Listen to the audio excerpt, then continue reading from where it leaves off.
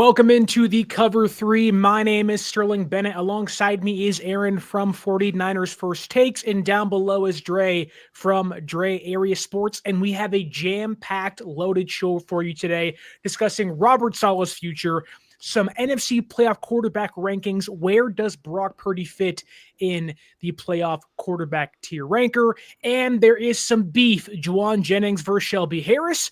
And now George Pickens and Richard Sherman are out there throwing haymakers on Twitter and social media after yesterday's Thursday night football game between the Detroit Lions and the Dallas Cowboys. But Aaron, Dre, how we doing today on a lovely bye-week Friday for the San Francisco 49ers? No stress weekend. Get to watch football and not care. Eat food. I get so much agita, which in Italian means like acid reflux. Watching 49ers. I was watching and eating pizza the other day, and it was the worst. It's like I gotta not eat when I watch games. It's bad for my health. So I can eat some food this weekend, eat some chicken wings, and not care. So I love how the show started off with, Aaron, how you doing? I have acid reflux. Typically, if I'm watching football and eating pizza, I'm usually enjoying myself. But yeah, I get what you mean. And I look, it's the bye week.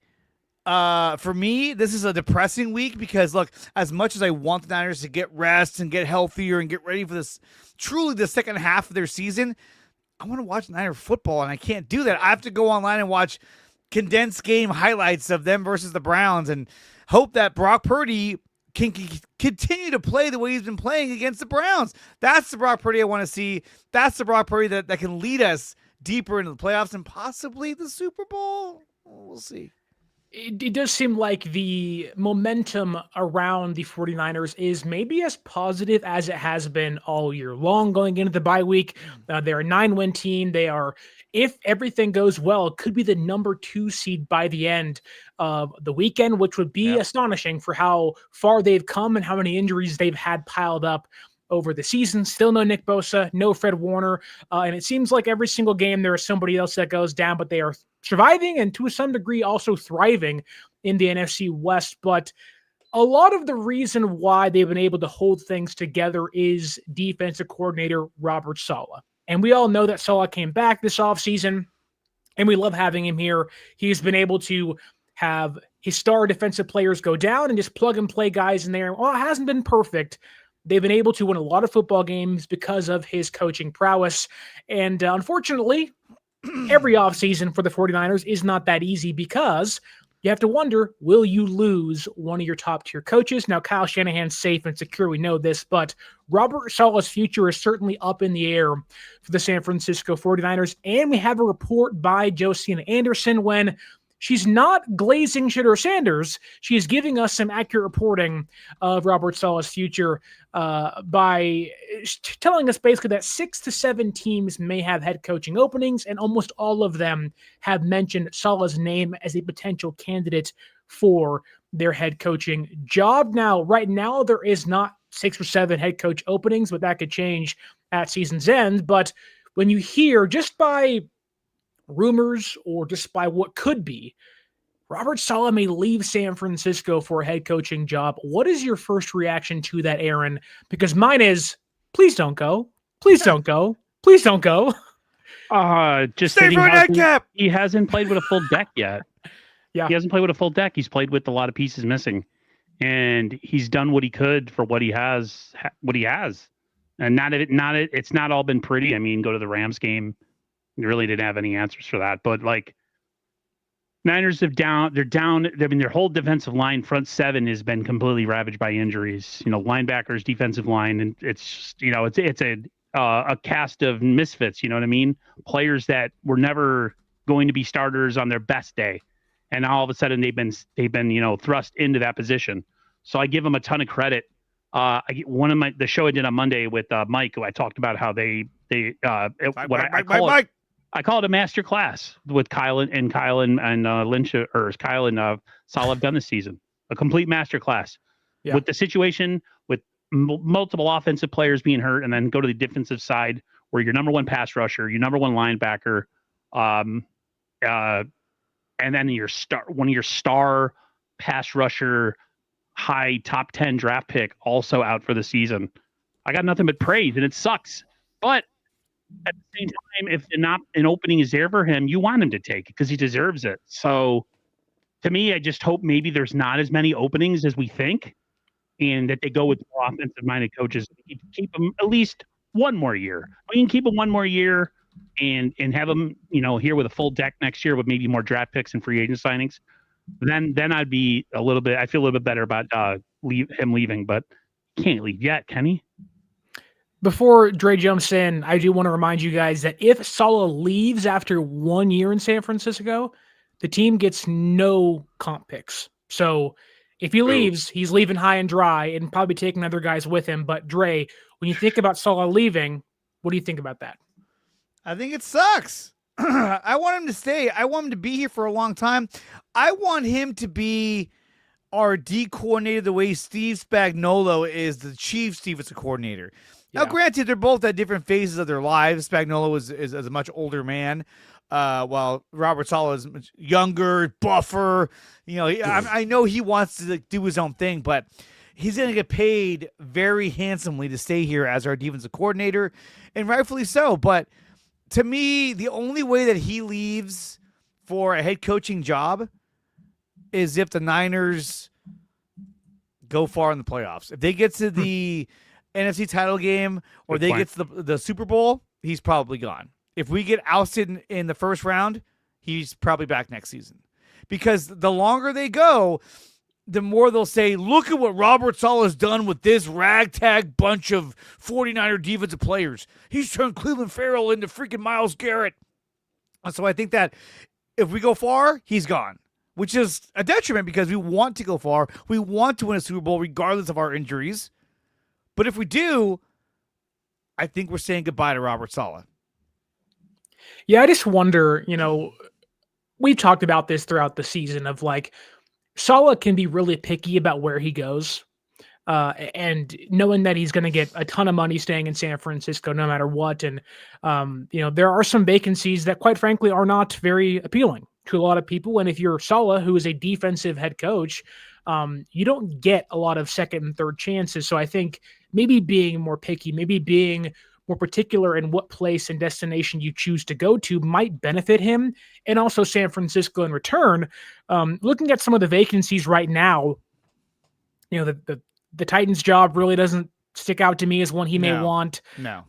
The Bengals are interesting because if they fire Zach Taylor, because they already have Burrow and Chase and Higgins, that could make some sense knowing the offense is more taken care of. He doesn't have to go out there and draft a quarterback.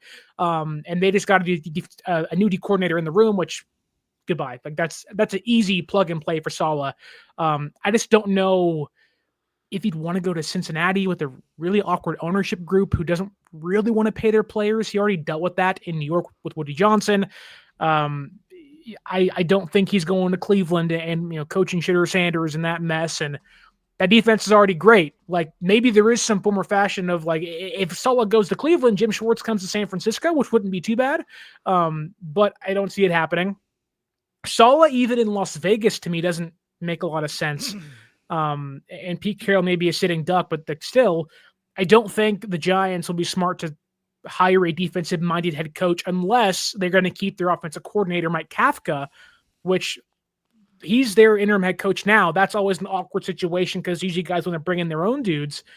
I just don't see a place on paper, at least, where Saleh makes the most sense outside of Cincinnati. Now, maybe if the Bills fire McDermott, they don't go all the way, but they probably should find an offensive-minded head coach to help Josh Allen and company out there. But it just seems like the opportunities might be slim pickings for Saleh and company, which may be a good thing for him. But I want to steer the conversation more to this year and with Saleh's potential jettison as a head coach in the offseason, because when this happens, when the coaching carousel opens up and teams start firing their coaches, there is a concern as to maybe your DC, your OC get distracted in the midst of a playoff hunt.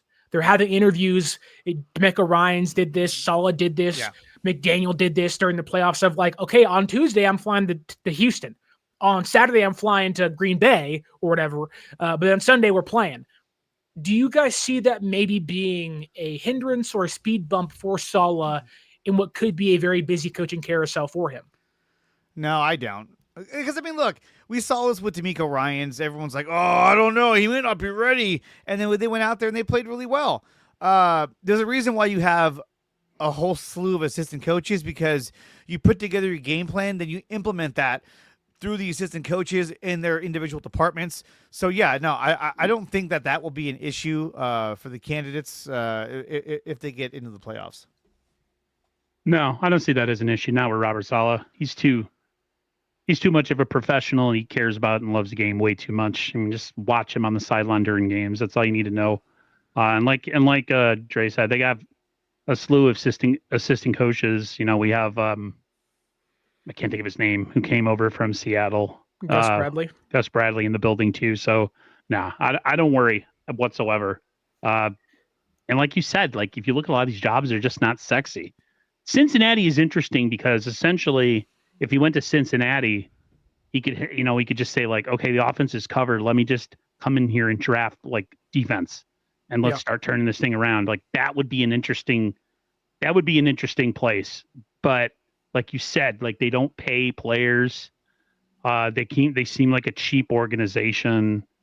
So, and then if you look, like you said, the Titans are a mess. I mean, who wants to go to the Raiders? I mean, it's just, in a way, it's like you're praying for there not to be that many openings, and have the openings be the ones you mentioned, and then be like, okay, we got him for another year at least. Because Dre knows this, and you know this. We haven't had any stability since 2019 when it comes to coaches. And it's really 2020 was the last year they've had back-to-back DCs, right? Or 21-22, like that. 21-22, I think. Yeah. Have like guys that are like, I tell my brother, I was like, see that dude? He sucks as a head coach, but as a D coordinator, unbelievable. Yeah. Like some guys are just meant to be coordinators. My brother thinks Saleh is not head coach material. He thinks that Saleh is a defensive coordinator, and that's it. And I see that myself. I don't see him. He's a leader of men for sure, but I don't know, man. Like it's okay if like Kyle doesn't really know defense. So that's why he likes to bring in people with a ton of experience. Kyle is a offensive coach. He's very involved in the offensive game plan. Unless Nick Sorensen's out there coaching for him, then he's always on the defensive coaching meetings. Where's my drop? Why did you say that name? Look, when you look at the teams that are possibly looking to replace their head coach, you're talking about the Browns, the Raiders, the Atlanta Falcons, the Pittsburgh Steelers. Obviously, you have teams like the Titans. And Pittsburgh's going to fire Mike Tomlin. There's a lot of talk about it. But then there's also teams like the Arizona Cardinals. They could move off of Jonathan Gannon. He's not a lock to stay in there. I still think his quarterback's coming back either. I know. If there was a more stable quarterback in Arizona, I think that maybe he might go there because they have a lot of assets on defense. Yeah. So he can use those guys and retool the defense. He's got Will Johnson, Walter Nolan. I don't know if Calais Campbell's going to be there next year, but when he's 45 years old. Yeah, Josh Sweat. So he's got a lot of guys on there that he could be like, hey, I can use those guys. If we had them on this team, they'd be phenomenal. So I don't see the Raiders because there's too much to do there. Yeah, I just don't think that Robert Saleh wants to go somewhere where he has to rebuild the team from the ground up. And I think that's what you're looking at with teams like the Raiders. A little bit with Atlanta. You got Bijan Robinson, but then you got Michael Penix as your quarterback. I don't know if that's the answer. Maybe. He might not play next year. But Michael Penix, if he's your starter, he might get you fired just because of his bad decision-making. The Steelers, they got a lot of things going on, but like Aaron Rodgers is probably gone. Who knows? A lot of ups and downs. The East Coast media, do you want to go over there? I don't know. So it just depends on what he wants to do. And right now, everybody loves him here. But what was that? Oh, that's your phone. My phone. Yeah, sorry. The Cleveland Browns are another team that I could see him going because they have a stellar defense. They have Myles Garrett. They have a lot of guys on defense that he could be like, dude, I can make this defense even better than what I'm seeing right now. And it's just offensively, there's such a disaster you have to ask yourself, like, if you're Robert Saleh, do you want to go and take on these massive challenges of rebuilding these teams? The one team I think would be a solid yes from him if you got the interview and was offered the job is the team that Sterling mentioned weeks ago, which is if the Buffalo Bills fire Doug McDermott. Is it Doug McDermott?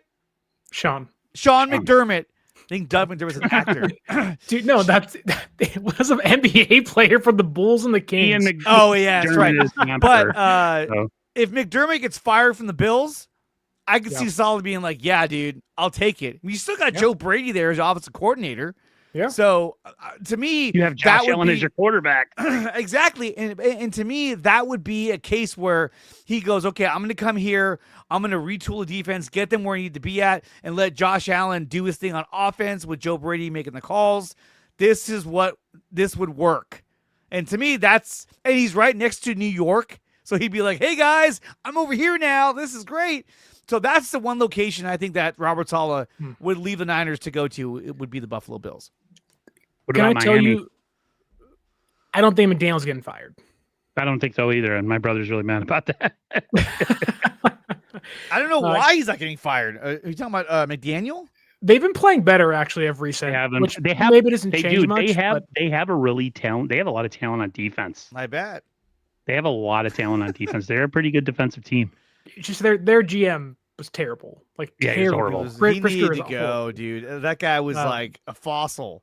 Chris Greer. But can I tell you my two concerns of Saleh leaving? Did you know that Chris Greer has a brother of the last name Greer, obviously, and he's a general manager. Shocking. He's a general manager in the NHL, I want to say. Sharks? Is it the Sharks GM? Yeah, it's the Sharks GM. Okay, yeah.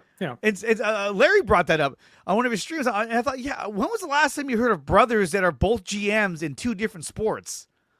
That's two different sports? I don't know, but the Giants manager, well, the Manasian brothers, Giants and Angels in the MLB, but two different sports is like, yeah, what? I can't think of that. That's crazy. Two different sports. Sports. There are two things that do worry me about Saleh potentially leaving. He did say that he's focused on this season. He did say that this is the Niners are my focus right now. I love being here. So he may not leave, but for the sake of conversation, the two things that concern me is that one, the impact it has on young guys playing in their first defensive system. San Francisco brought in 11 new rookies. 7 of them were on defense. And not to say they can't transition in year 2 or anything like that. And there would be some continuity. I think Gus Bradley would probably slide into the defensive coordinator role, or KJ Wright would maybe, and they wouldn't change too much. Shanahan doesn't like doing that on defense. But I do worry about the liveliness of Saleh on the sideline, him and his presence in meetings and all that stuff. However, I think my bigger concern is actually who he would take away with him, and that is Brant Boyer. I think he would take Brant Boyer with him, and I think this team would go from having what looks like the best coach team in all the league right now to being back to Kyle and a bunch of guys you're hoping and banking on can do some work as well. And, don't forget, Saleh brought Boyer over from the Jets with him. I think wherever he goes, Boyer's going too, and you're not losing what seems to be the best defensive coordinator in football. However, I think that you lose Boyer as well, you're losing what seems to be one of the best special teams unit in football. It's just I think with the amount of money that they would pay Robert Saleh, he could be more selective about where he goes, and if he wants to go anywhere, he could be like, you know what, I'm just going to stay here. I'm fine. I don't know where his family resides. I don't know if they moved here with him, but that is a factor though. If he leaves, he's taking Brant Boyer with him, and we saw how good Brant Boyer was, how he's been with the Niners, and so it'd be tough to lose him. That'd be tough to find a new D coordinator, to find a new special teams coordinator, and not to mention too, what are the odds that Gus Bradley doesn't follow him over there? You can say, well, Gus Bradley, we'll give you the defensive coordinator job. That's cool, but I'm just gonna stick with Saleh and go wherever he goes. Who knows? You never know what's going to happen. But I just hope that he sticks around for at least one more season. But I mean, look, we knew going into the season he was probably only going to be here for 1 year, and that was the roll of the dice that the Niners took by waiting on him and not going for who was out there, Matt Eberflus and all Brandon Staley's and all these guys. I would have liked Dennis Allen. I will say, Dennis Allen. He's doing a darn good job in Chicago this year. Yeah, so there's a lot of things that could have happened, but I mean, I'm looking at all these lists of all these coaching candidates, and Robert Saleh's not even on the lists. I saw one that was 25 coaches, and he was not one of them, which is I find crazy. But still, if the Niners make it to the NFC title game, his name will be circulating like crazy. Like, look what Saleh has done. They got to the NFC title game with basically all the injuries. This is insane. This guy deserves, what's the award for the coordinator? Assistant coach of the year? Yeah. Whatever it is. He deserves that. Absolutely. I was going to say. It's happening a lot. It happened last time we streamed. You're like, I forgot. I'm the acid reflux. It's the acid reflux. It's the old age. It's the wear and tear on the brain. No, I was going to say that I think, do you think there is a perception from Niner fans that maybe Saleh is more sought after than that actually is the case? I mean, I know Josina Anderson came out with a story and everything, but what is the real thought on Robert Saleh from around the league? Do they look at him as this like head coach material guy, or has he already kind of proven that he's better as a coordinator? Because sometimes I feel like as 49er fans, we talk people up, whether it's players or coaches, about how great they are. Like I say, a player in the Niners system, he's great, but yet he goes into another system and he's not as productive. I feel like sometimes you do that with coaches as well. Like Kyle Shanahan is great regardless. And I think Brent Boyer, same. But like Robert Saleh, is he that great? Would he be that great as a head coach? Does the NFL and a lot of the people in higher up positions think this? Or is this just what 49er fans put out there because they're so amazed that he's been able to come in and take a ragtag bunch of depth guys and have the Niners in a position to be a playoff team? That's a good question. And I think it helps put things into perspective. Because for all we know, most of the league might view Robert Saleh like they view Jim Schwartz, where they're like, yeah, the guy's a good defensive coach. Dennis Allen. No one's offering Dennis Allen a head coaching job. No one's offering Schwartz a head coaching job. What's up, Mike? So that's where it's kind of like, well, maybe we're kind of overdoing it. Like, oh, he's going to be highly sought after. Maybe not. Well, I think that's why it's so particular because, we mentioned the Browns a lot so far today, and, I don't think the Browns want to get rid of Jim Schwartz. They want an offensive-minded guy to come in there and help get them a quarterback and help figure things out offensively because they have the defense locked down. It's the second best group in all football. That unit is fine. They're so good. Why would you go hire another defensive head coach when you're like, the defense is great, the offense sucks, that's the problem, amongst other reasons. Tennessee, you want to pair your young, what will be your second year quarterback with an offensive guru. Yep. That to me makes sense. That to me also takes Saleh off of Cleveland and Tennessee's board. Again, Cincinnati makes a lot more sense for Saleh. The Bills make sense if they don't go to the Super Bowl because that defense actually is terrible. The Raiders, to me, it's like, okay, you want to bring in another head coach? You're already paying two of them.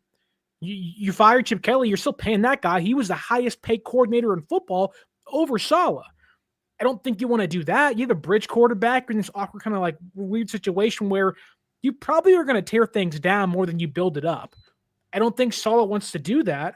The Vikings aren't firing Kevin O'Connell. That doesn't make sense. The Saints have Kellen Moore, excuse me. He's in going to be Clemens. Yeah, sorry, Jets old quarterback. Atlanta might make some sense, but their GM is worse than their coaching is. Their GM went and got Pitts and Drake London and Cleo Clemens. Yeah. Remember that guy? But yes, but they also got Penix, and it's like, oh God, like, what are you doing? It's like, and I don't think Robert Saleh wants to have to coach against McDonald, Shanahan, and McVay for 6 times a year.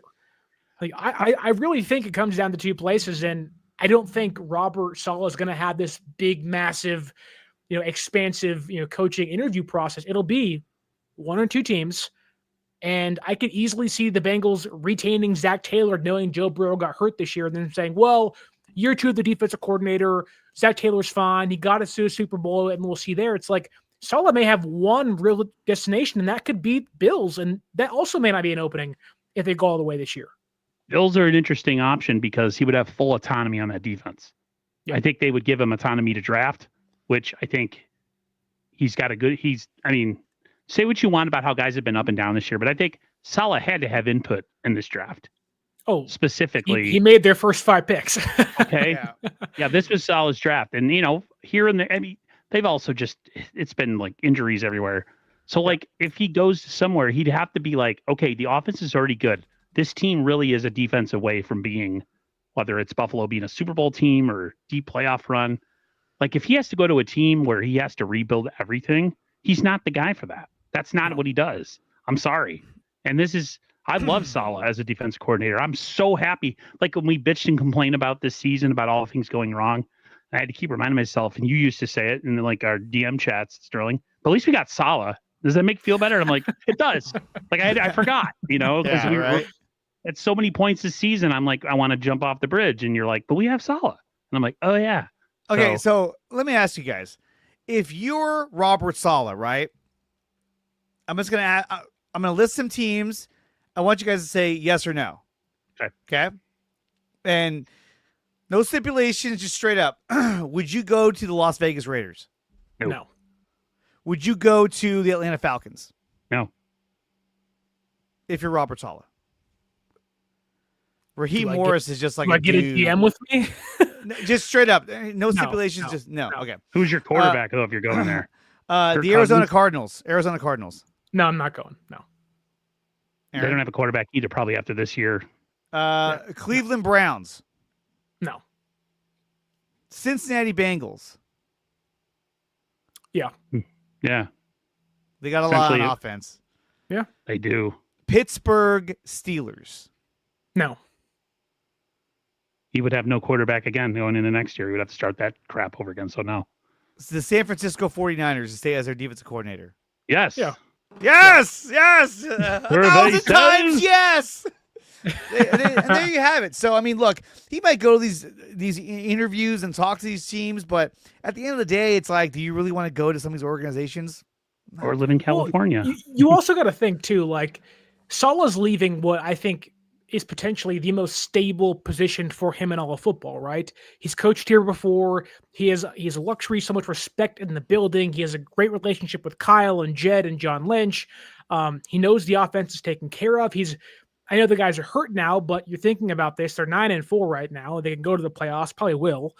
They may beat a team, who knows? But he's also walking into a defense next season that's still going to have Fred Warner, a returning Nick Bosa, Micah Williams, Alfred Collins, the entire draft class in year number 2. Lenore's locked up. Like, that defense is basically done.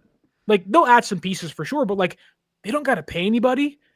Like, they're just going to add to it. And it's like, why would I want to leave that for some place that, let's say it is Atlanta, where it's like, I mean, yeah, that secondary sucks. That offense sucks. But I'm like, you would have to really coerce me into getting a job elsewhere. And he wants to be a head coach. I mean, I want to be a head coach. Why wouldn't anyone want to be a head coach, right? And so it's like, he'll certainly have these meetings and stuff, but like, I think it would take, like, not to say the Godfather offer for him, but I think it would take going into a place like Cincinnati, where like, okay, I have a quarterback, I have 2 elite receivers.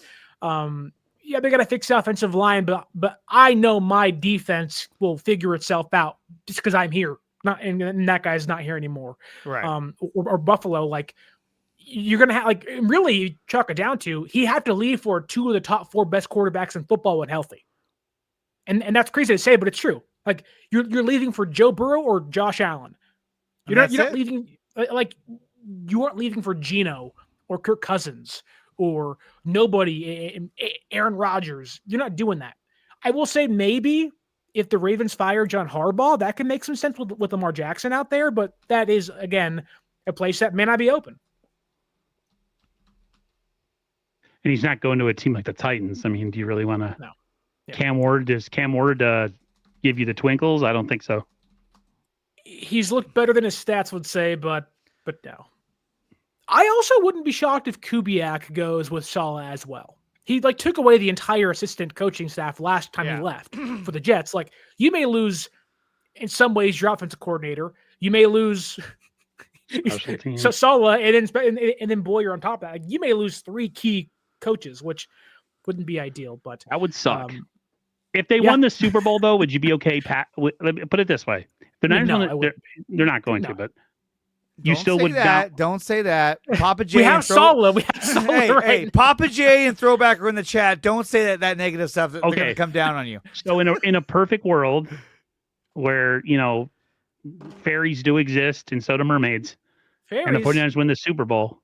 Someone say fairies. My man, what's his name in the past? Where's Tommy at? Where's Tommy? Yeah, Tommy Huxley. Tommy Huxley. Where's it at? Where's the comment? Here it is. He calls us fairies. That's my dude, though. Anyways, no. If they win the Super Bowl, would you be okay moving on from coordinators? I wouldn't mind.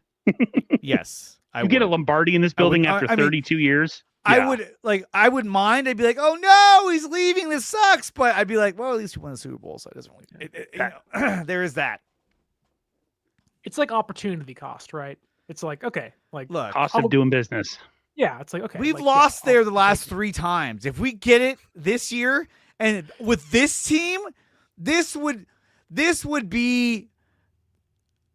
I don't know. I almost feel like this would mean more than the other teams winning it, because this was underdog of a team.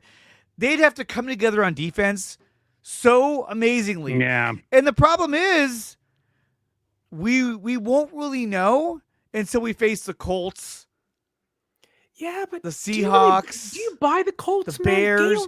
Daniel Jones has a 3D printed padding on his leg because his leg's fractured. I know, but my point is that when you go against those 3 teams at the end of the year, you're going against more elite teams. You're going against better offenses. And so let's say we go against the Colts and we fall behind 21-0 right away. Then you're like, okay. And then you go against the Bears and they're up 31-17 going into the third quarter. I'm just saying, like they're scoring a lot of points and we can't really keep up. Then it's like, okay, we have a problem because they cannot defend better teams. But we haven't seen that yet. We've seen them do really well against the Cardinals, the Panthers, who I know certainly will argue the Panthers are a good team because they beat the Rams. I never said that. You never said that. I never said that. They played good so far against the Cardinals, the Panthers, and the Browns. All of those have bad offenses. It's a great segue because I think it brings up what I think is a lot of people's gripes, despite winning a lot of games recently. And this goes back to Aaron calling him Princess Pearsall during his injury charades. But there's been a lot of questions as to where is Ricky Pearsall? He had one big 3rd down catch against the Browns. It was a nice catch. It was a great play. Helped get them into field goal positioning to end the first half. And I would like to give him the benefit of the doubt that maybe he's working himself back into the offense, but it's been 3 games now. And the impact has been minimal. It's not what it was to begin the season, where he looked like the next coming of a top receiver in the NFL. But since come back, I think he has, 3 receptions? And one of them was for 0 yards against the Cardinals. Now, they try to get him the football, but to Dre's point of the offense needing a spark or needing to play catch up or needing just some explosiveness by this offense and by its weapons.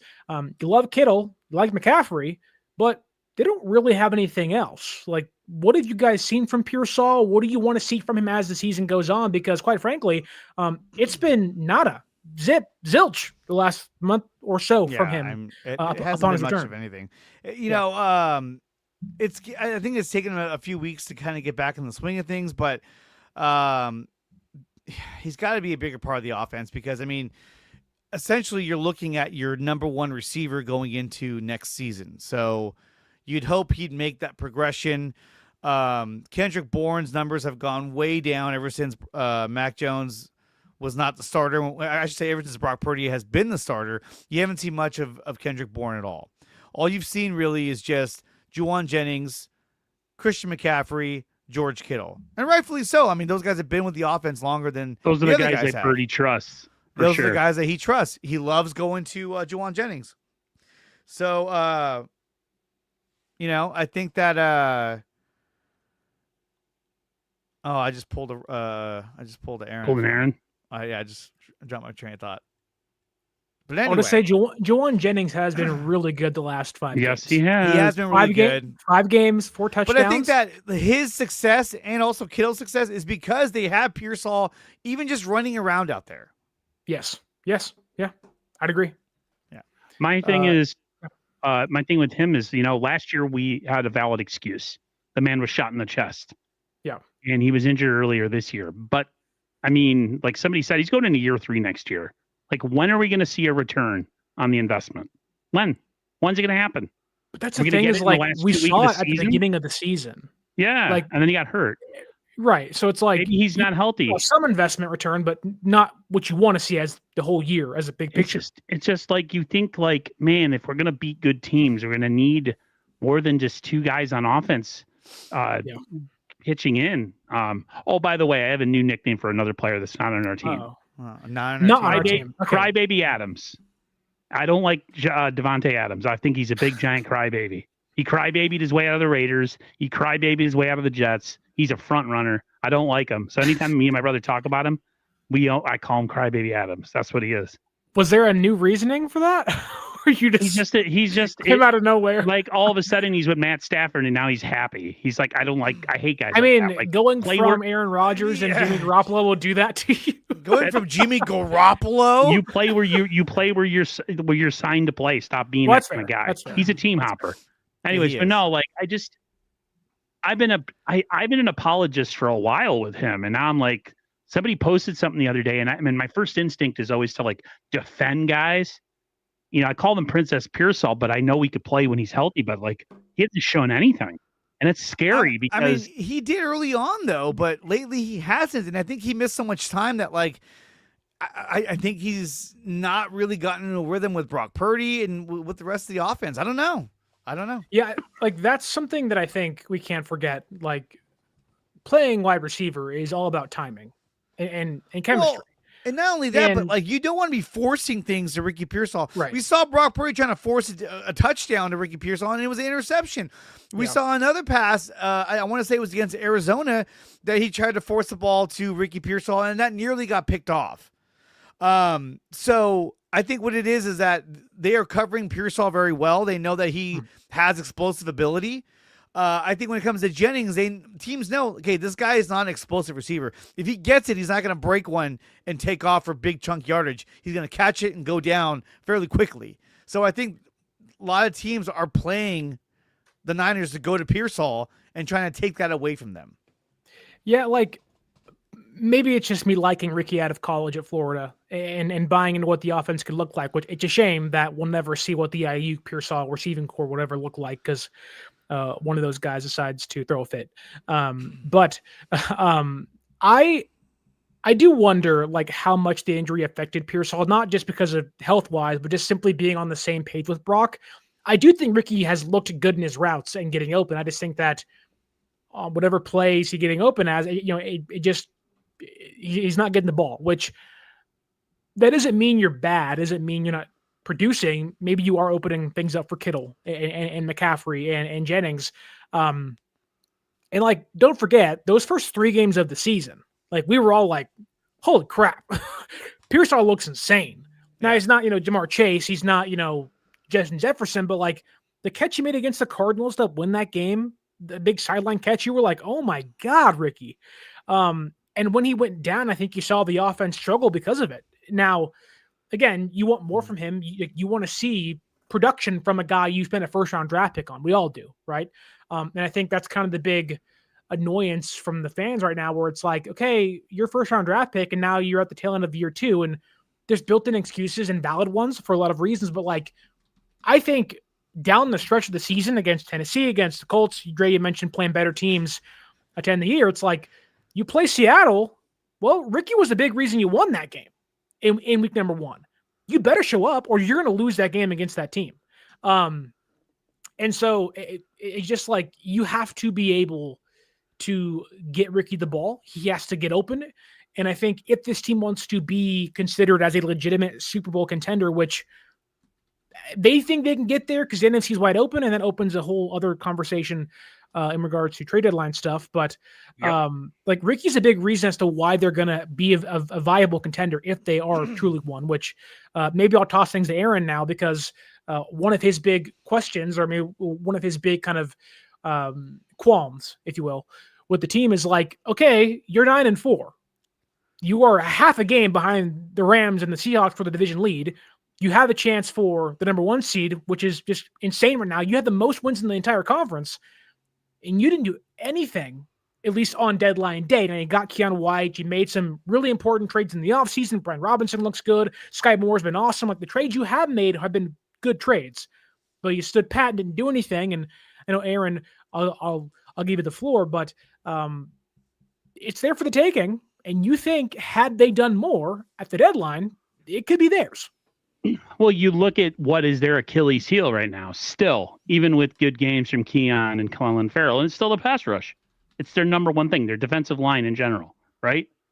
And then John Lynch is like, well, it's open. It's wide open. We're in it. And it's like, okay, if you believe that back at the trade deadline, if you really believe that this thing was wide open, why didn't you make a move to solidify our chances of actually doing something with that wide open NFC instead of saying, we're not going to do anything to jeopardize the future? And I feel like I've jumped more to Dre's side on this, like this obsession with draft picks that are so hit or miss, especially with this franchise. Like this obsession, like, well, we're going to draft somebody next year. Like, yeah, but what about a proven player? Like, it's hard to deal with in my mind. Like, especially now that 9-4, if they could stop the Rams on a couple of possessions in a game and score points, like the Rams are my biggest worry because they can just score all the time. Well, so let's look at, and I don't think you're wrong in the sense of imagine what this defense would look like if they had gotten somebody like that. That's true. Like, and I'm not saying we had to go for the biggest name. Right. It could have been a Jalen Phillips. Trey Hendrickson. I was big on Quinn. I was big on Quinnen Williams. He would have played if he I was came big here, on Quinnen Williams I'm back. because I think he could have helped with the interior run defense. Right. As well but are you trading that draft haul for Quinnen Williams? Probably not. Like that's kind of been our back and forth over the last month or so about this of like, okay, or you kind of get me to jump back in reality. See, I understand that. And you're like, Well, it's just more about, okay, like, let's make a deal. Okay, then for who? And is it worth the cost? Now, Jalen Phillips is, and then like, yeah, think back to the deadline. Like, this team wasn't in the spot they are now. This team's won 3 games in a row. Yeah. Like, they were 6-4. They weren't, or actually they were 5-4, I think. Or 5-4. Anyway.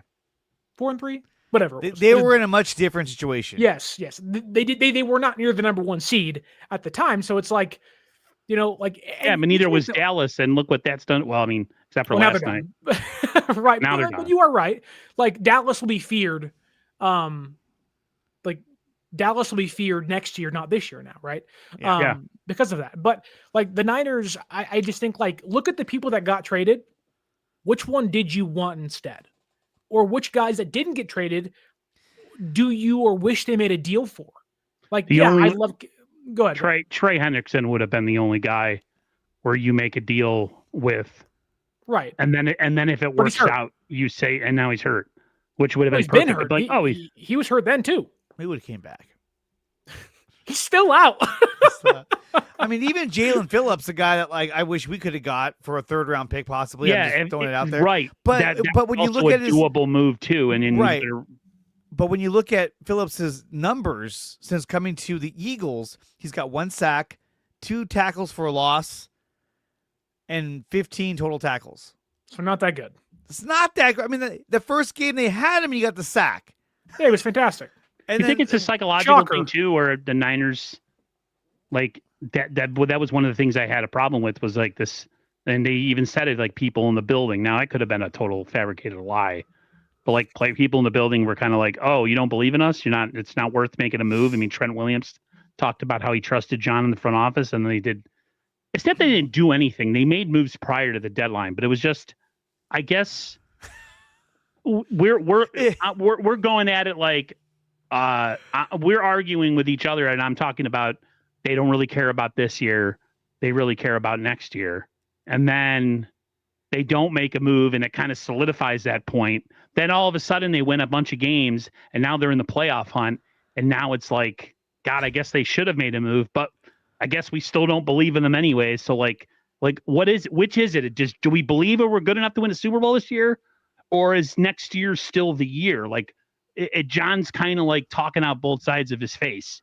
And it's kind of like aggravating to me, because my biggest gripe was you're operating your business as if 2026 is going to be this magical.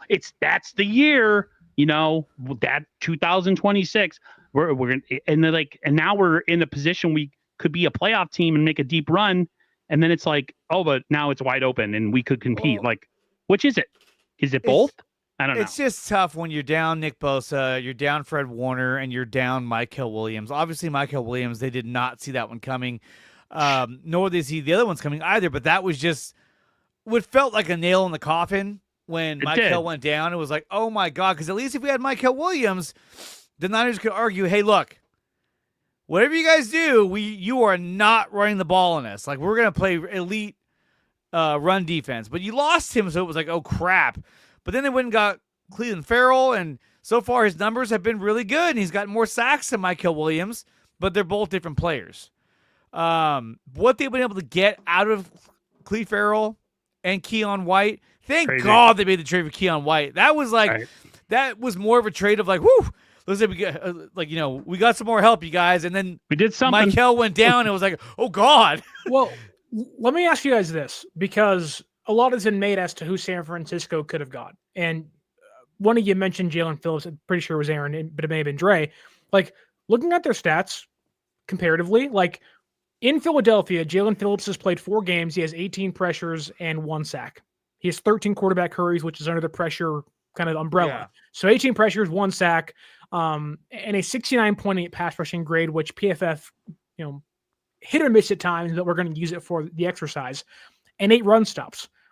Keon White, since being in San Francisco, playing less snaps, mind you, 9 pressures, so half the pressures, 1 more sack, and 3 run stops. Like, again, it's not as good because he's playing less snaps, but it's not like Keon White hasn't been maybe equally as impactful as Phillips has been, playing with a much worse defense around him. Like, if you gave Keon White, Yetur Gross-Matos, Nick Bosa, Michael, and Bryce Huff for the whole year, like, you may see Jalen Phillips-esque impact by a guy like Keon White. So it's like, and like, I don't want to praise Keon White and make him sound like he's an amazing addition, but he's been really good for them in a short couple games. And it's like, man, like, I don't know, like I just look at the guys who got traded, right? Which wasn't many of the guys defensively. Like, Keon White's better than Joe Tryon-Shoyinka was now with the Bears. He's been close to Jalen Phillips and company. Like, I can't think of anybody else that was big that got dealt. Like, he's kind of like, White's been one of the more impactful additions at the deadline, basically. But then it's like, if you get down the line and you get a guy like Yetur Gross-Matos back, and then you have a guy that you trade for at the deadline, and you have Keon and Clelin Ferrell, then you essentially have a little bit of a rotation of some kind of bottom tier pass rushers, but you have a good amount of them where you can kind of turn yourself as maybe not a NASCAR package, but maybe like a Formula One package, where it's not quite as exciting. Do you like, let's say if everyone's healthy, not Bosa and Michael because they're out for the season, but like if you walked into week 16, 17, 18 against the Colts, the Bears, Seahawks, maybe a playoff game with Bryce Huff, Yetur Gross-Matos, Keon White, Samuel Kawanu, Clelin Ferrell, and then you have the interior guys, like, it's not great by any means. It's probably the worst unit in the playoffs, but it's like, it's not like terrible. It's not terrible. And like I said, this defense is, at this point, this defense is built to stop your running game, stop the interior run game with guys and they don't do that very well. Well, guys like Jordan Elliott, Alfred Collins, C.J. West. This defense is built for that now, and so I think I would disagree. I think they do a pretty good job at that. Well, they're ranked really well, but they're actually shit against the run. Well, they're giving up like 6. They were giving up like 6 yards a carry. The Browns game, yeah, the Browns game withstanding against the Cardinals and against the Panthers and against really. Yeah, we were Giants up on a well. couple of those teams, so they stopped running the ball. But when they were running the ball, they were effective. Yeah, you're right. Yeah, but and then, again, it goes back to they can't get a pass rush. So to me, it feels like, hey, we have to do what we can to contain the run, because they cannot be like, hey, we're coming after you all, all 4 downs. They're not. So, look, we could talk about who they could have got at the deadline until we're blue in the face. But the fact of the matter is this: we got what we got, and there is no going back. There is nothing awaiting us other than Samo and Yatir Gross-Matos, who likely won't be back until the game against the Colts. Don't you love it? I know they're not coming back against the Titans because we don't need them for that game. But they are coming back for the Colts. You know what I mean? Okay. Essentially, they're like, hey, come back for the Colts. I don't want you to come back, hurt yourself, and then you're out again. And look, I have no faith that Yatir Gross-Matos hamstrings can hold up. I mean, those are like rubber bands right now. He'll injure himself getting off the toilet. Like, damn it, they popped again. I'm telling you, this guy's hamstrings are as bad as fucking Frank Ragnow. Like they can't. You guys heard about Frank Ragnow? How he tried to come back and he had a torn hamstring. Like, what are you doing? Bone. I mean, like, what was he doing? They were like, what were you doing? He's in shape. He was doing a stretch. It was like, I don't know. Playing with his kids. He was running to the facility. Since we know who's coming back, or at least we hope we know who's coming back, let's get to somebody that we know is not coming back. Brandon Ayuk. That saga it's over. I guess on the verge of being over. I know John Lynch kind of talked about, we're hopeful. I kind of hate to break it to John, but like, no one really cares. Like, nobody wants him back because he doesn't want to be here. Which I think is kind of the big thing of like, why would a guy come back that has no guaranteed money? And clearly there's a issue with him in the front office. Why would he want to play good for you, risk injury, and then maybe never play again? I don't know. I do want to get into something that really isn't about Brandon per se, but more about the report that I think it was David Lombardi, albeit I think we kind of already knew this about a year ago, that the Niners wanted George Pickens in return for Brandon Ayuk when the trade discussions were happening. Not to know about you guys, but George Pickens looks damn good. But also, he's a head case, and I don't want him. Like, they're all head cases. Ayuk's a head case. Debo's a head case. Sky Moore's not a head case. No, Pearsall's not a head case that we know. Juwan Jennings is a head case. They're all head cases. But yes, Jerry I agree. Wasn't. George Pickens he's a diva, along with CeeDee Lamb. Yeah. CeeDee They're Lamb. out there going to the casino, Saturday nights and coming in late to Sunday night games against the Bears. But George Pickens, not to say that we often discuss the liveliness of George Pickens out there in Dallas for obvious reasons, but I think Kyle would hate George Pickens. Like, I think there would be physical confrontations, not just like, Juwan's yelling at Kyle or, short skate. It would be like, no, they're throwing fisticuffs on the sideline. Like, do you want Jack Johnson and John Hurley right here? You're going to get some freaking hands because you don't go out there and do things right. He doesn't block, got an attitude. He wouldn't just be in the doghouse. He'd be locked away in the dog pound. They'd call animal control and say, take him away. We don't want him. Like, and to a point, I don't even think that Lombardi's reporting is accurate. I don't think they wanted Pickens because of those exact reasons why. You think Kyle Shanahan wanted George Pickens? Hell no. Hell no. What about the report that they wanted Justin Jefferson? No, that's not a report. They wanted him. Everybody wants him. It's like, hey, good They save. want to give him. Oh. Sterling's frozen. That was a full-on froze. Full on. Oh, he's gonna have to exit out more than likely. But Bet you his internet look, just dropped. There was a report that from Lombardi that George Pickens they wanted him. It's possible. I mean, I would imagine. Hey, we'll trade you our star receiver for your star receiver. That makes sense. I think that he's a playmaker. That would have helped the Niners, but it is what it is. I don't think that. I mean, would he have done good in the Niners? Probably. I don't know. And then there's even talk about, the Niners could trade for. Dude, what happened, man? I'm like, we're trying to buy time for you. I don't know. It was Brandon Your internet Ayuk. just dropped, and you were doing you left on a topic that I wasn't even that invested into, and I was like, well, anyway, George Pickens. I'm like, you were doing like a Charles Barkley, like Shaquille O'Neal, Kobe Bryant. That's terrible, man. That's terrible. Dude, I'm not kidding. I was talking, and then it was like all the screens were black, and I was like, I don't know what's going on. And I got hacked. It's like, damn. Anyways, Jim Everett the Great hacked your account. Yeah. Gosh darn it. Joseph Ehrenberg's out there. The negativity brought the show down. Papa J is trying to shut things down. He's like, no, Sterling. We don't want Pickens. Dude, this comment saw to block it.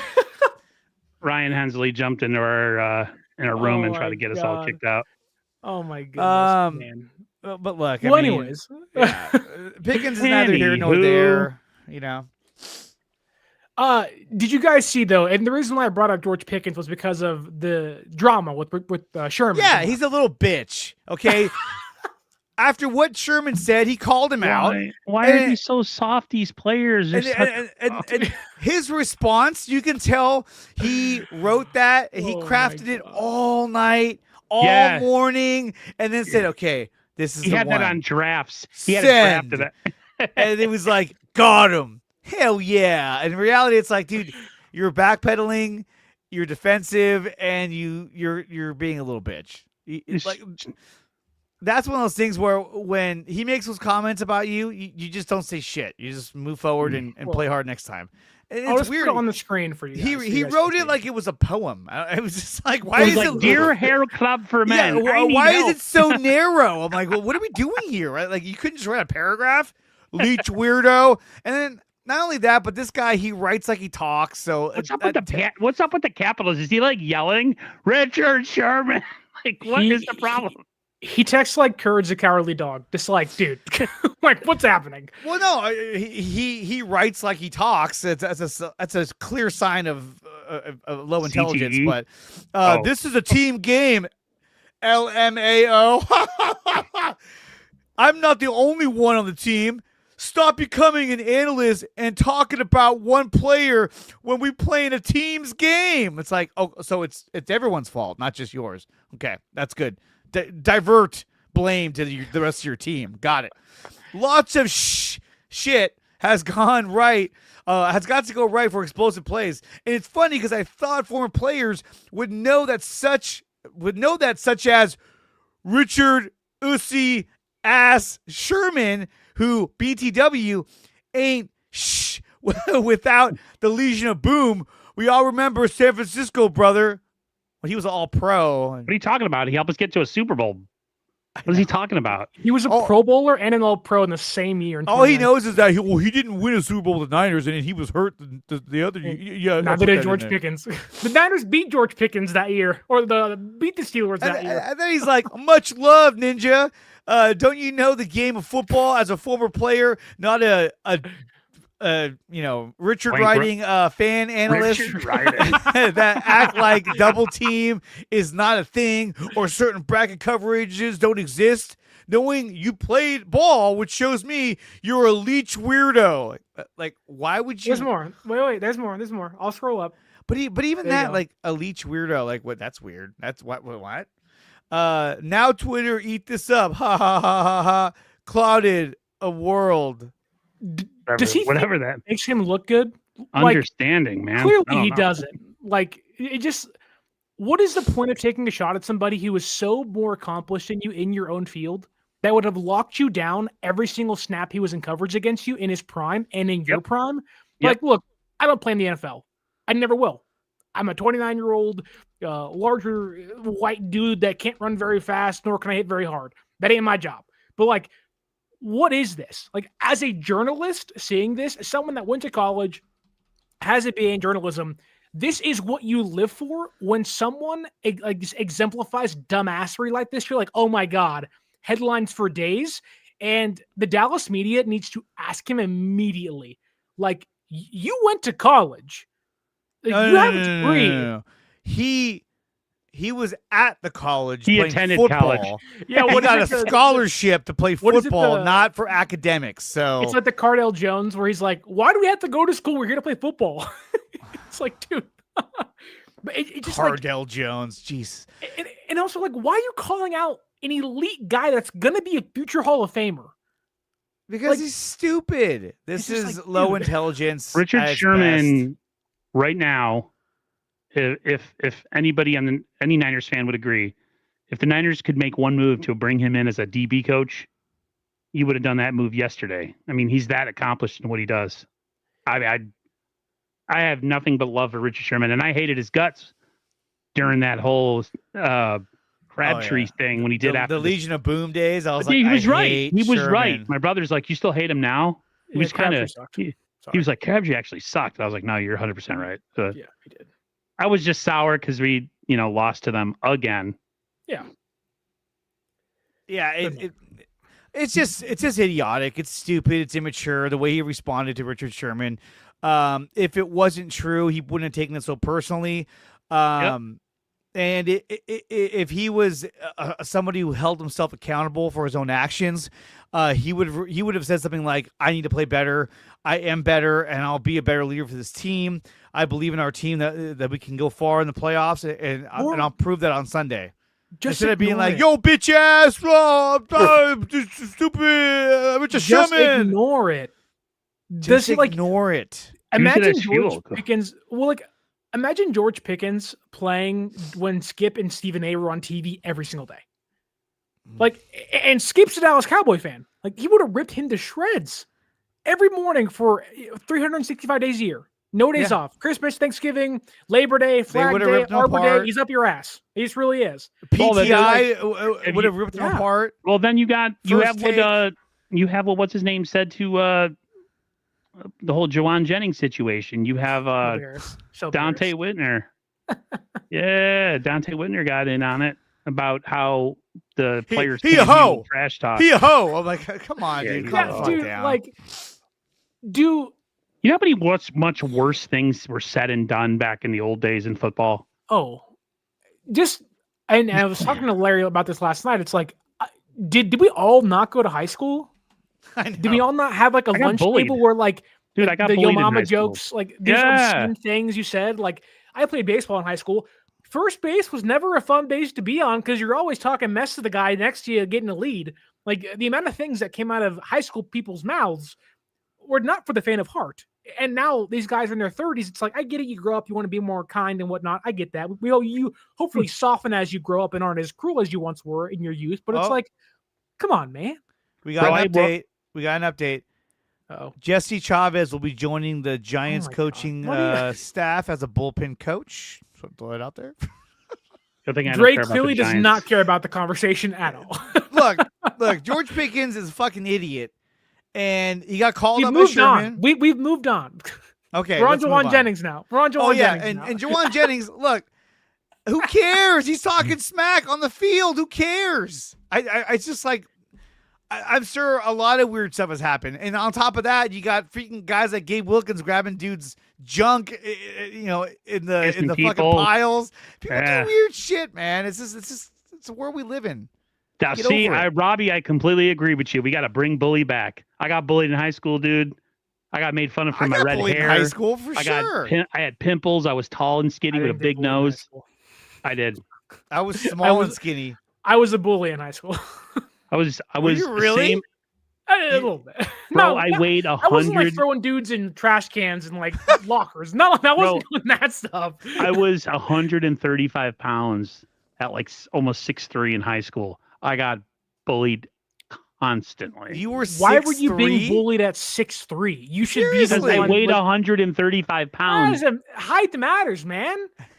You're Because 6'3"? Size matters. I'm just about 6'3". I'm a smidge under. Jesus, you're hella tall. How tall are you, Sterling? Now we're getting personal. I'm 6'2". You're 6'2"? How tall are you, Dre? 5'11"? I'm 5'7". Oh, you're. I wasn't even going to say anything, but you brought it up. You shouldn't have brought it up. Man. Sorry, You're a I was guy. born that way. My dad was a big Irish man. I have an uncle who's like 6'6". So like, but no one's athletic in my family. That was the problem. I have like wasted size. I was like an unathletic, slow white guy. Yeah. Bunch of weeds out there. That's all it was. Like, hey, can you play basketball? No. Can you tackle in football? No, I'm too skinny. Can you play baseball? No, I am not agile, hand-eye coordination. I was you. I should have been 5'6". But your size wouldn't have came in handy in water polo out in California.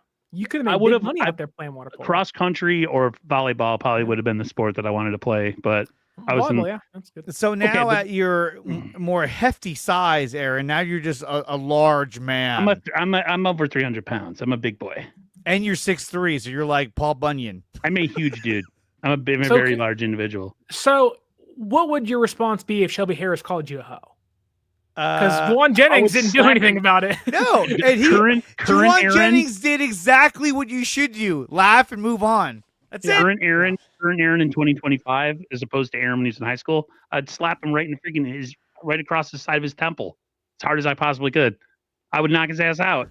I would have hit him. On this show, I'm the smallest guy here. I'm only 5'7". You guys are all above 6 feet. Jesus. Oh man, jeez. How about let's get to a topic that the fans, more importantly, the fans and us. You know what they say? Listen, Dre. Short. Just because you're short, sometimes big things come in small packages. So you never know. Okay. Now you're talking about my package. Here we go. Jesus. I'm now 5'7", your guys' Wi-Fi needs to go out so I can get the show back on track. I'm 5'7", about 190. Okay. That's it. That's me. Okay. I'm not 300 pounds like Aaron. The doctor tried to say Sterling weighs. The doctor tried to say I was like barely over 6'1". I went home after my doctor's appointment and remeasured my height. She didn't know how to read the scale. She didn't know the numbers. Like 12 plus 5 is 60. You add another 12, it's 72 inches. 6 foot, and then you add the nothing. She was like, you're 6 foot and 3/4 or something. I'm like, no, I'm not. Unless I drop 2 inches. I don't know. Weird. The American education system. Yeah. Not great. Not great. Anyways. It's weird though. Like, why do we not use meters like the rest of the world? We use feet. Because we're better than them, Dre. Because we're better. Because when you win 2 world wars, you can do whatever you want. Because you know what? Yards, feet, inches, those are the measurements that Jesus used. So let's move on. Okay. What would Jesus do? Gosh. We went from the Wi-Fi going out to Juwan Jennings being called a hoe. I blame this on you, Sterling. You're the one who threw the whole thing off. You had to freeze up. It was Jim Everett in the comments. We know this. You know what it is? It's your damn Time Warner cable down in Southern California. It's not owned by Netflix. I have Spectrum too. What are you trying to say? I have really good internet. Spectrum is a full-on endorser of the Los Angeles Dodgers, mind you. Hey, I live in Southern California right now. So I don't follow baseball, so I don't care. I used to be a Yankees fan until I realized that was a complete waste of time. Well, one thing that's not a complete waste of time is our next topic. That is ranking NFC playoff quarterbacks going from right now, the still somehow in the mix Dallas Cowboys, all the way up to the number 1 seeded Chicago Bears. Let's rank some QBs on the show today. And the reason why I want to do the exercise is simply because I think it will actually shock us and the fans at home just how good Brock Purdy might still be and where he ranks in this crop of quarterbacks. Okay, right now in the NFC, including last night's Dallas Cowboys loss and Detroit Lions win, the Cowboys are the number 10 seed and the Bears are the number 1 seed. So we have 10 quarterbacks we're going to rank today. Starting with number 10, we have Dak Prescott of the Dallas Cowboys, Bryce Young, Jared Goff, Brock Purdy, Jordan Love, Sam Darnold, Baker Mayfield, Jalen Hurts, Matthew Stafford, and Caleb Williams. I'll bring the teams up on the screen for us. But Aaron, what do you think about those teams, and who do you think is the worst quarterback currently in the NFC playoff picture? Caleb Williams. Really? Yeah. I don't believe in Caleb Williams at all. That's crazy. Both you think Caleb's the worst quarterback remaining in the NFC playoff picture? Actually, I don't think he's the worst. I just want to pile on and say I don't believe in Caleb Williams whatsoever. I don't either. I think the worst quarterback in the NFC, you say? The NFC playoff picture, 1 through 10. Oof. So this playoff bracket you see, okay. I'll zoom in here for you guys. 1 through 10. So Bears all the way to Dallas. The Bears all the way to Dallas? Yes. Oh, the worst quarterback's Bryce Young. It'd be a toss-up. The bottom three for me in no specific order. Yeah. Jesus. Hey, chill. The bottom three for me would be, like I said, in no specific order would be Bryce Young. Where is he? Bryce Young, Sam Darnold, Caleb Williams, and to top it off, Jalen Hurts, because they all suck. Okay, I think I can go with that. No, I agree with that in no particular order. That's like the shitbox bunch. Yep. Okay. Bryce Young, Caleb Williams. Starting with number 10, I think we can all agree Bryce Young is the worst quarterback still in the NFC playoff picture, right? Yeah. Okay. Number 9, yes, he's very small. He makes bad decisions. He's just not great. Although pretty clutch on fourth downs against the Rams. It's one game, and quite frankly, the offense is stuck in the mud because of him a lot of the times. Okay. The number 9 ranked quarterback remaining in the NFC playoff picture, Dre, who do you think it is?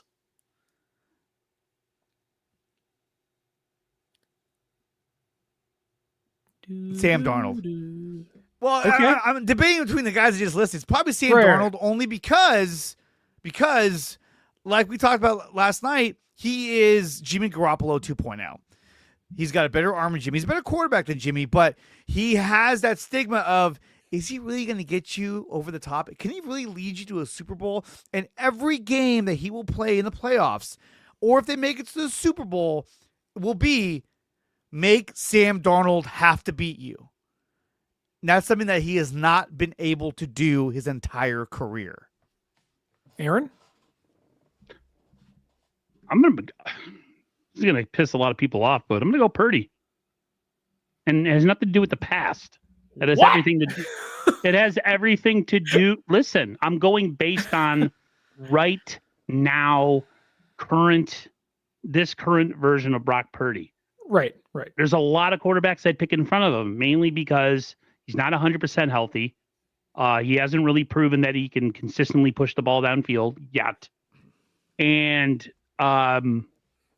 he's shown a propensity, at least the first couple games back, that he has the propensity to throw a lot of interceptions, that he likes to push the ball where it shouldn't be.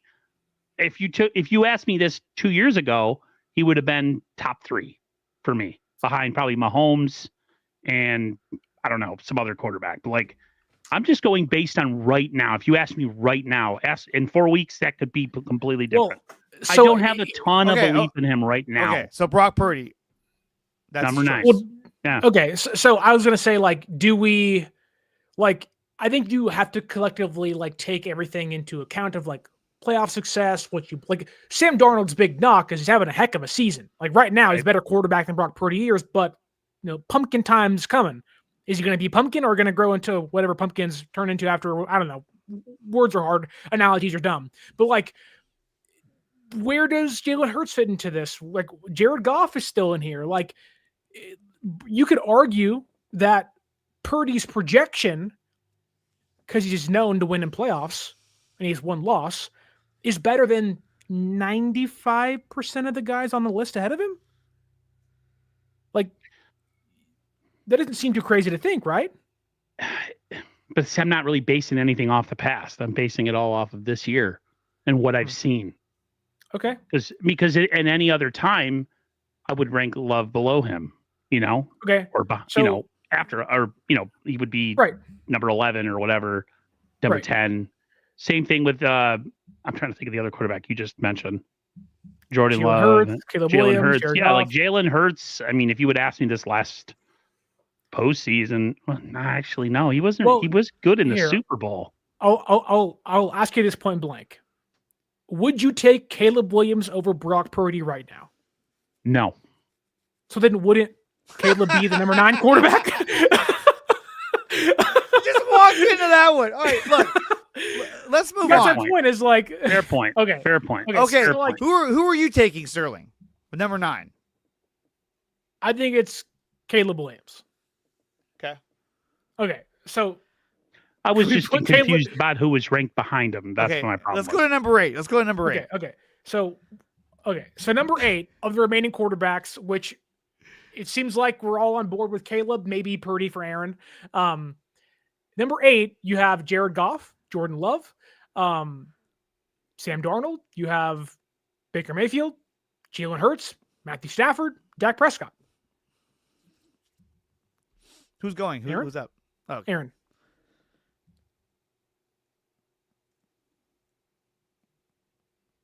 Aaron? Yeah, I'm thinking. Okay.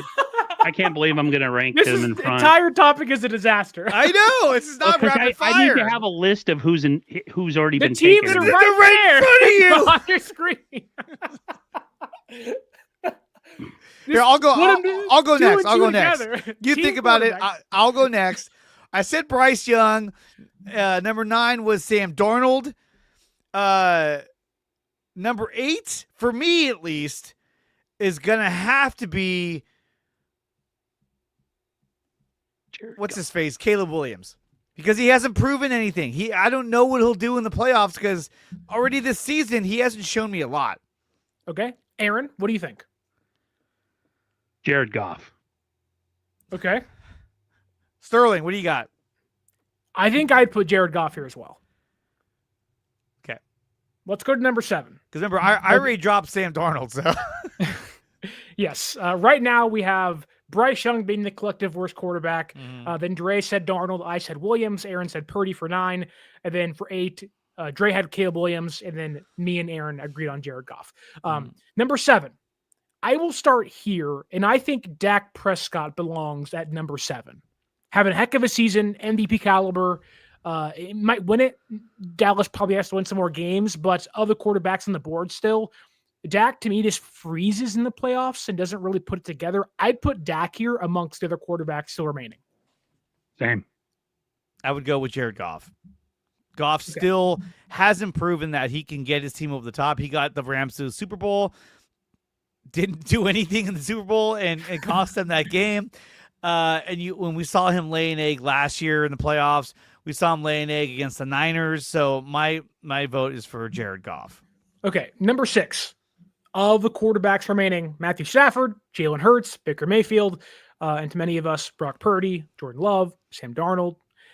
Who would you have at number 6, Dre?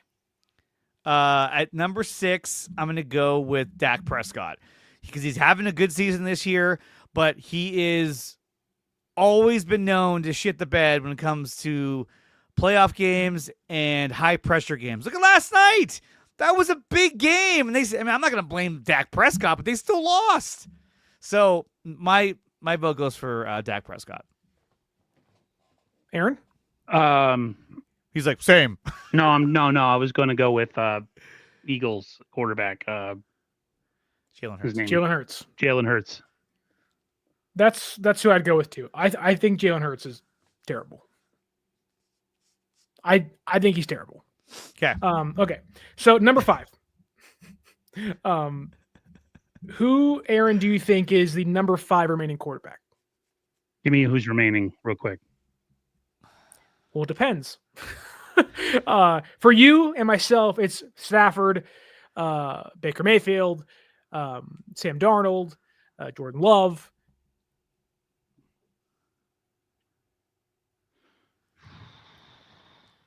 Sam Darnold. Okay. Dre, what do you think? Number 5, I'm going with Brock Purdy. Brock's a good quarterback, but the other guys ahead of him, they just have more natural talents, physically, that is. So I'm going to go with Brock Purdy, number 5. I think I'd agree with Aaron. I'd put Darnold here at my number 5 spot. Fuck Darnold. Number 4. Number 4. There's just too many concerns. Maybe I'm wrong, but there's just too many concerns. Okay, number 4. I am going to put Baker Mayfield here at number 4. I think if he gets really hot, he's really dangerous. But if he gets really cold, then that team is very, very, very beatable. But I think his ceiling is much higher than guys like Darnold, Prescott, Hurts, Goff, Williams, and the rest of the guys right now. So I'd put Mayfield here.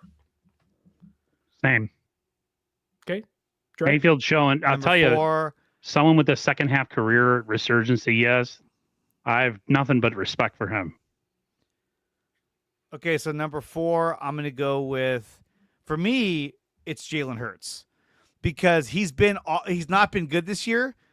But again, we've seen him in the Super Bowl play at a high elite level. He did. Against He looked the amazing. Chiefs. He looked and because amazing. of that, I'm putting him at number 4.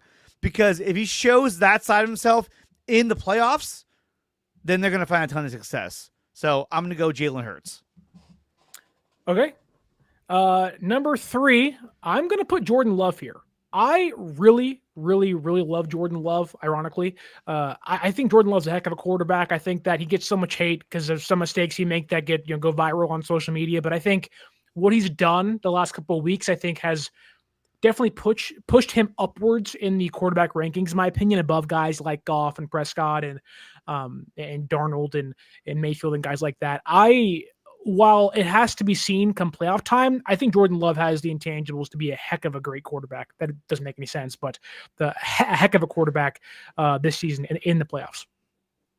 Yeah, I feel exactly the same way. Yep, Jordan Love. He's got the prerequisite tools. Okay. We have about a couple quarterbacks remaining depending on how you voted. But number 2, I think we all probably have the same number 1.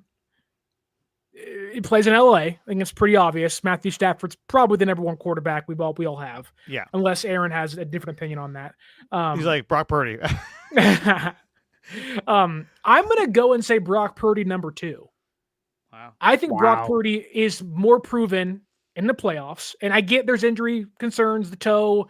I just think that Brock, his ceiling to me, you saw it against the number 2 ranked defense in football. And I don't like being a homer. I really don't. Because I don't think this team is a Super Bowl contender. But I do think that Brock can outduel every quarterback on this list besides one of them. And it's Matthew Stafford. And I believe in that. And I think if you asked me, if you needed a quarterback on this list to drop back 35 times a game, I'm taking Matthew, obviously number 1. But I think I'd take Purdy over guys like Prescott, Young, Goff, Love, Darnold, Mayfield, and Hurts, and Williams. And I don't think that's that far-fetched, quite honestly. I don't even know who my number 2 is. I know who my number 2 is. Oh, Lord. I know who my number 1 is. I think we all know who our number 1 is. He's just so damn good. I mean, Brock is really good, but I mean, for me, at least number 2 will be Baker Mayfield. And the reason why is because I need a guy who I can give the ball to and say, go get it done. And he's going to have that moxie of being like, get on my back. We're going to fucking score a touchdown right now. And he's going to get it done. And dude, Baker, he throws with such high accuracy. And the guy is incredibly talented. He's playing great. And so I would go Baker Mayfield. And then my number 1 obviously would be Matthew Stafford because of how good he is. And look, I saw Papa J was like, you seriously think that Jalen Hurts is better than Brock? No, Jordan Love.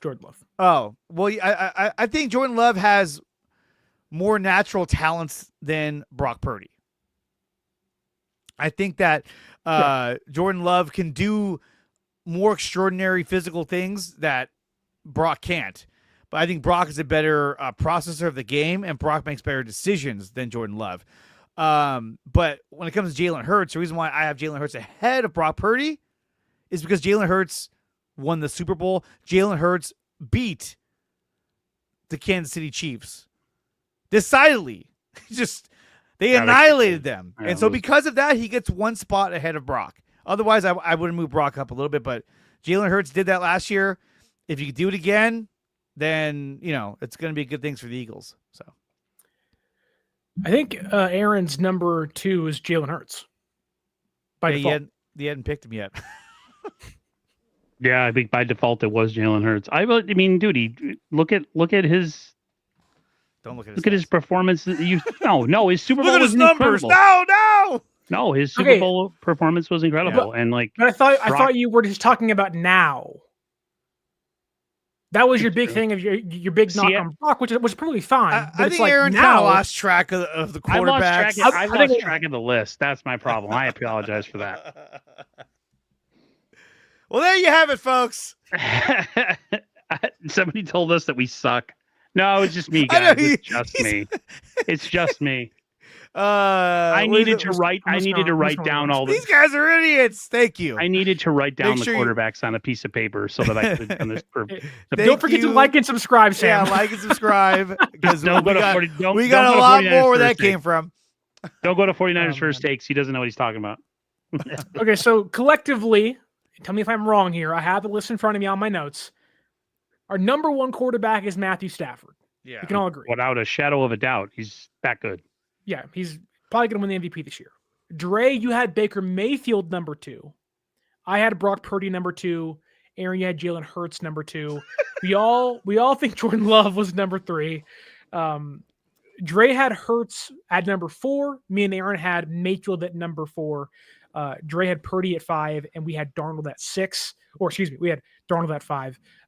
Then Dre had Prescott at number 6, and I had Hurts at number 6. I think that Aaron had Goff at 6, and then so on and so forth on the list. But it's kind of crazy that Aaron thinks Brock is the second worst quarterback remaining in the playoff picture.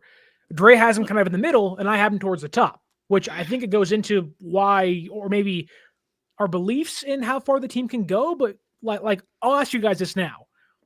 We're in the bye week, and we'll end on this. Season ends. What is their record when it's all said and done? What do you have, Dre? 12-5.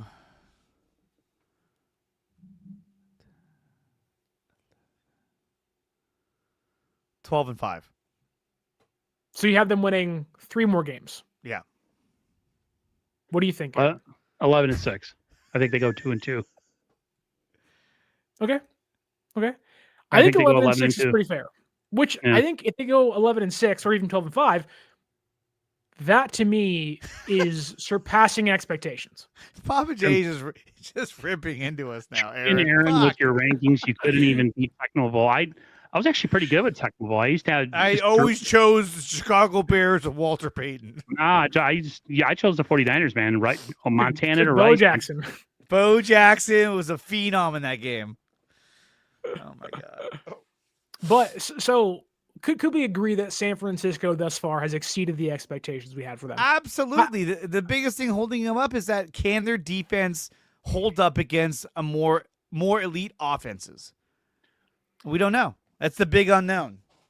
Based on the bag of goods that John and Kyle were trying to prove, without even saying it, they were kind of giving us this is a reset year, and it was that's pretty much what it was, and expectations.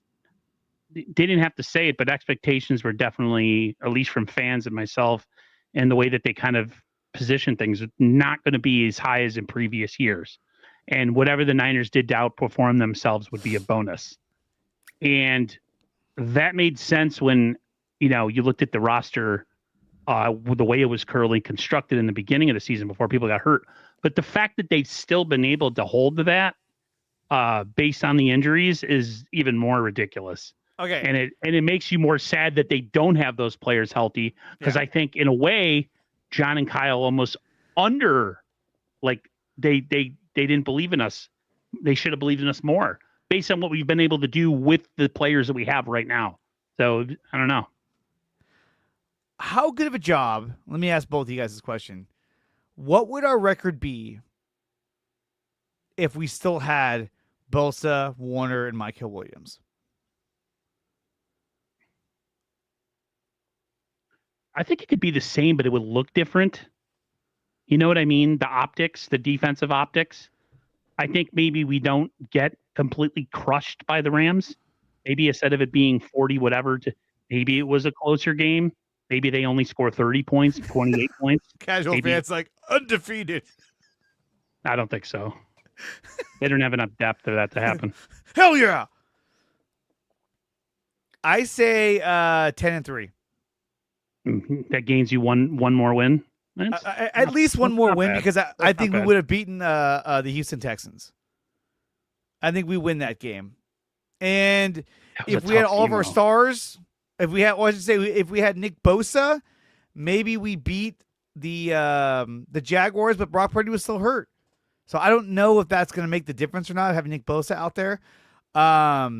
So with me, at least they're going to get at least one more win and be 10-3, which is still really good. I don't think their record would have changed so far, but I think it would change by the end of the season. I think they will beat the Colts, and I think they will beat the Bears. I think they're going to lose to Seattle, though. I really do. I think they'll end the year on a low note, but they'll finish, with 11 wins or 12 wins when it's all said and done. And quite frankly, you win 10 games and you have a 2-game lead against the Lions and a 4-game lead against the Cowboys by the end of next weekend. It's like, okay, you're probably going to the playoffs. Who's and they also depth back to life. He's like, we have enough depth. What are you talking about? Who's talking about that? I said that we didn't have a ton of depth going, and Sterling agreed with me that our depth was pretty weak this year, but we couldn't really lose anybody. You know what I mean? On the defensive line, like Bosa, we were like, we're good as long as we don't lose anybody, because we've had deeper teams. Unproven depth. They had a lot of bodies. They might now, and they've proven, but going into the season, we didn't know that. We had no idea. If they would have had Keon White and Cleveland Farrell to start the season, that's a little different. Yeah, the fact that we had to bring deeper. They didn't need those guys. They didn't need them. But I'm saying, let's say you had them on there already. You had Keon White already. Then you're adding more depth. But instead, you're going with your depth was C.J. West, Alfred Collins, Mykel Williams, all unproven, all draft picks. I still think they were light on the pass rush side of things. I still thought they were one player short. If they got to midseason this year and they were healthy, I still think they could have made a move for an edge rusher. Jalen Phillips would have made perfect sense. Well, I think at that point, Keon White's the guy you get. And that's the move. Let's end the show. Okay. Sorry, go ahead. No, you're right. That's fine. Let's end the show with giving me a percentage total as to what you think the Niners, or how the probability of the Niners going to the Super Bowl. Not winning it, just give me a percentage you're giving for the Niners to have a chance to go to the Super Bowl. Dre, what's your percentage? 70%. 70% to go to the Super Bowl? That's really high. That's the reason why is because of the experience they have. A lot of these guys have been there before. A lot of these guys know how to play in the playoffs. They know what it takes. Yep.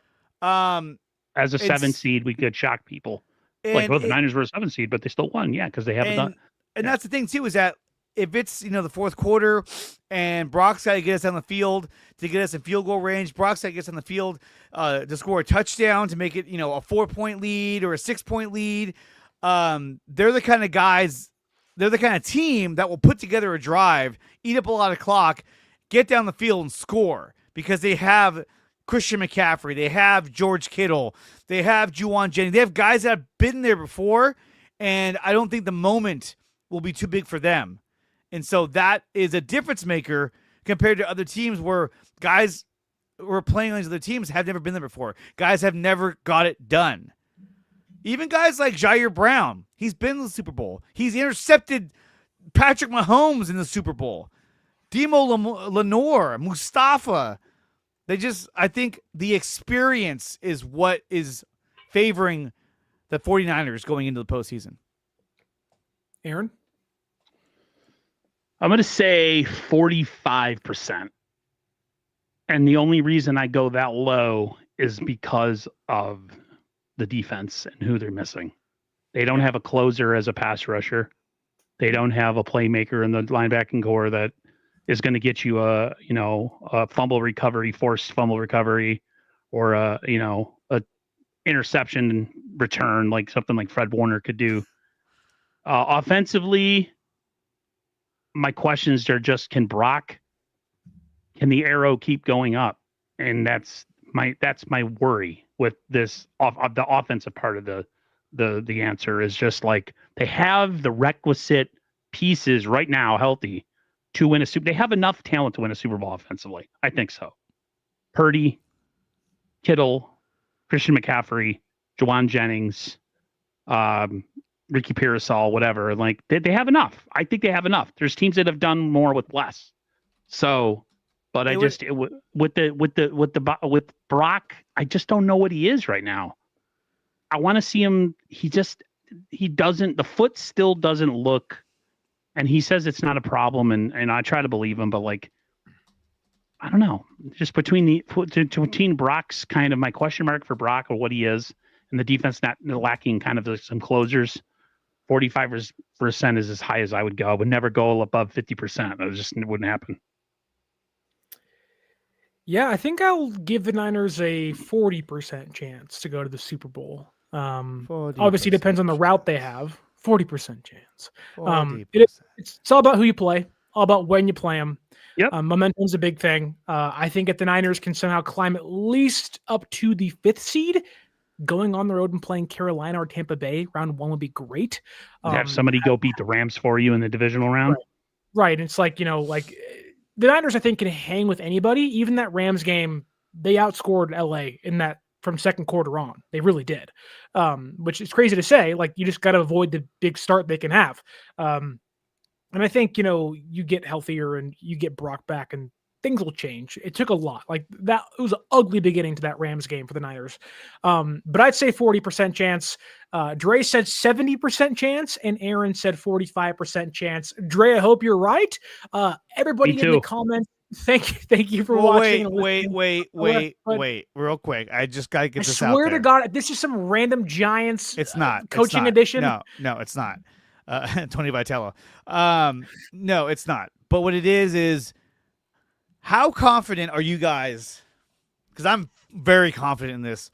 How confident are you guys? Everyone in the chat, if you're still listening, I want to know, how confident are you that Fred Warner can come back during the postseason? Percentage-wise. Aaron says 0.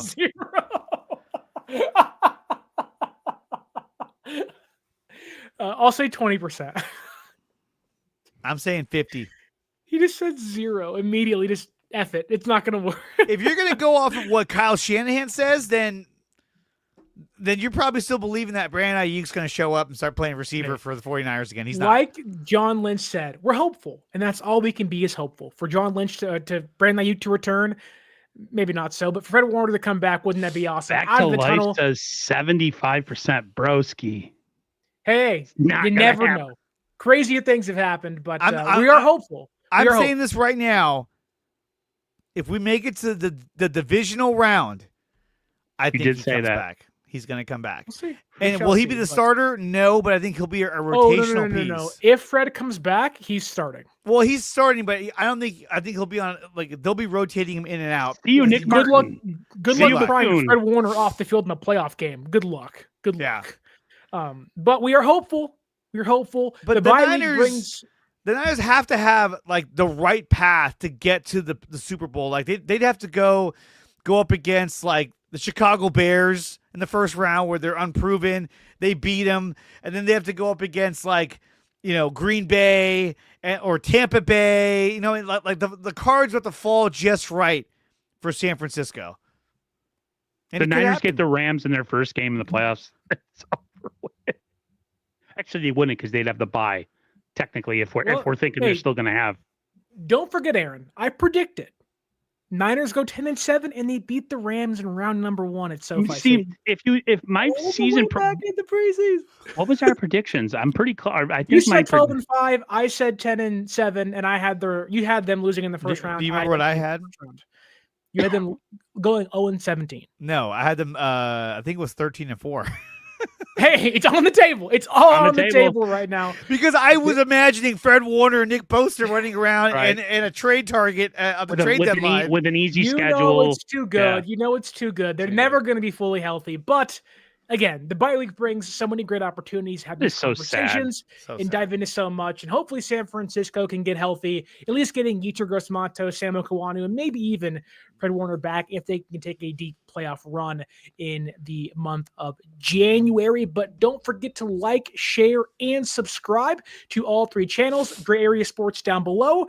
To my left is 49ers First Takes. Then, of course, this is 49ers Access. Thank you all for listening, watching, liking, and hopefully subscribing to all three of our channels.